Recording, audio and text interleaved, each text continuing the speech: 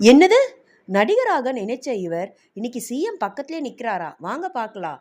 பொதுவாக திரைத்துறையை சேர்ந்தவர்களின் வாரிசுகள் சினிமாவில் கால் பதிக்க வேண்டும் என்று ஆசைப்படும் நிலையில சின்ன ஜெயந்தின் மகன் படிப்பில் கவனம் செலுத்தி அரசு பணியில் இணைந்து மக்களுக்கு சேவை செய்ய வேண்டும் என்ற நோக்கத்தில் யூபிஎஸ்சி தேர்வில் வெற்றி பெற்று ஐஏஎஸ் அதிகாரி ஆகியிருப்பது பலரது பாராட்டையும் பெற்றுள்ளதுங்க. தற்பொழுது முதல்வர் விஜயுடன் சுதந்திர தின விழாவில் அவர் முக்கிய பொறுப்பில் இருந்த சமூக வலைதளங்களில் வைரலானது. ஜெய் நாராயணன் மீண்டும் பலரது கவனத்தையும் ஈர்த்துள்ளாருங்க. அண்மையில நிகழ்ச்சி ஒன்றில் கலந்து கொண்ட நடிகர் சின்னி ஜெயந்த், என்னுடைய மகன் ஐஏஎஸ் படித்திருக்கிறார். இப்பொழுது நம்முடைய சினிமா இண்டஸ்ட்ரியை சேர்ந்த பலரது பிள்ளைகளும் ஐஏஎஸ் ஐபிஎஸ் போன்ற போட்டித் தேர்வுகளில் எழுதுவதில் ஆர்வம் காட்டி வருகின்றனர். இன்னும் நிறைய பேர் அரசு உயர் பதவிகளுக்கு வரப்போகிறார்கள் என்பது நிச்சயமாக சந்தோஷமான விஷயம்.